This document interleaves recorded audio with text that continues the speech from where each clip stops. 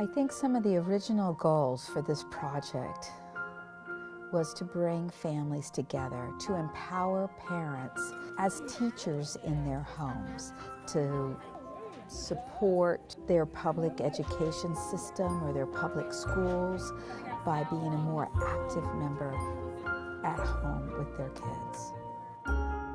And it wasn't just, teaching the farm to table movement. It was actually teaching, etiquette. It was teaching, nutrition. It was teaching what happens to your family when you do spend that extra time eating together and having a meal together. It became a total educational experience and not just, teaching good nutrition through arts.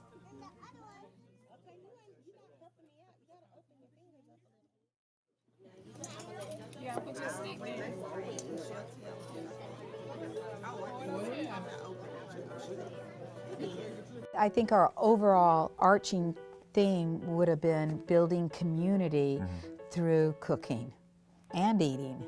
And we knew that we were going to spend 4 weeks with our families every Thursday for 1 month in October. And so what we started to do was thinking about, well, wait a minute, what kind of vessel are they going to have to serve and eat out of? So another full circle teaching artist, Jeannie Carter, came in, and she's a beautiful potter, and really had all the families create these small, intimate food bowls so that we could share food together and have something that was aesthetically pleasing and that they had made in their homes. What do you eat with your fork? Noodles. The second lesson plan, we started kind of thinking about like, whoa, now where do we want to go from here? What is setting the table? How do we again bring an aesthetic into the, so that we're just not throwing out paper plates or grabbing a plate and throwing it down, but really understanding how to set a formal table setting. And so every week kind of build on each other. And as we were moving through all of this, we started with, first an appetizer, a very simple appetizer, and then 3 dipping sauces that you could even use as a dressing or for any other occasion. And then our main course was a noodle dish, which kids just loved noodles, but there we had organic kale. So they learned how to work with kale and carrots and peppers for the first time. And what was so shocking to us was that after the kids made this dish, they ate it. I loved it. I loved it. They loved it. We were like, kids are eating kale. And then our dessert was just really, really wonderful. Just, a simple apple crisp. But then again, something that kids could learn how to peel an apple, how to be part of the cooking experience at home.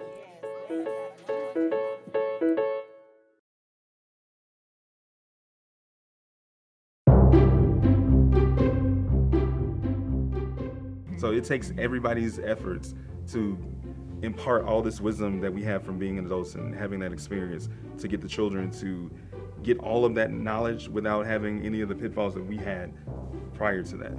We involved other people in our community. We involved Sarah McIntyre from Crabtree Farms. We involved Monica Smith from Mean Mug. Ramona, she was great. The kids had such a great connection with her, and they listened to her, and we couldn't have done this without her either.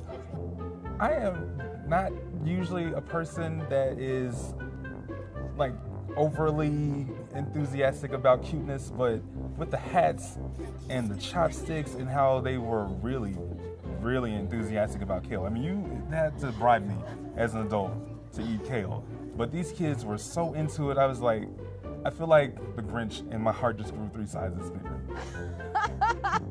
I have to agree with Mario. I mean, these kids who were like, they were so cute. They had the little aprons on, which were made out of pillowcases. And we just took regular paper and made their little chef hats and then kind of crimped them down.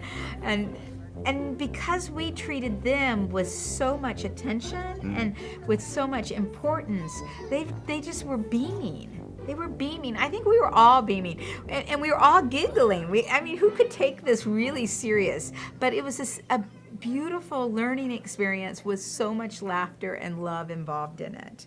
And then especially when you're eating really, really good things, it was just this wonderful balance.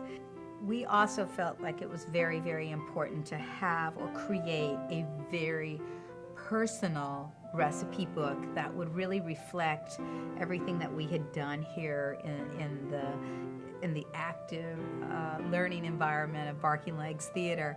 And I turned to Josiah Golson, who I had been watching his drawings on Facebook and just felt like they were so representative of what we were doing here.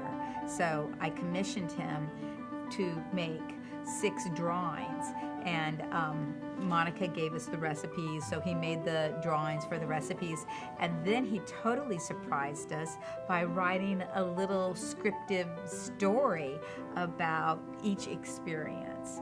So it just turned out to be this very interactive cookbook, but one that you would remember for a long, long time.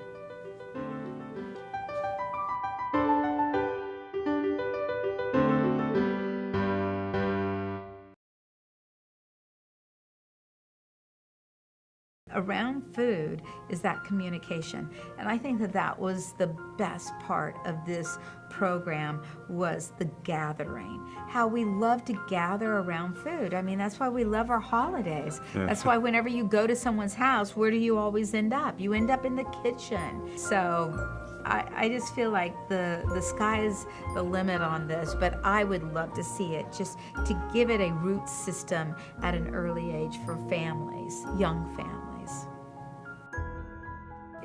There was just something so beautiful about building community and the importance of just saying all it took was an invite, to invite them to kind of step in and to trust us for a month. You know, just for 4 lessons, what might happen. It's just what life should be all about.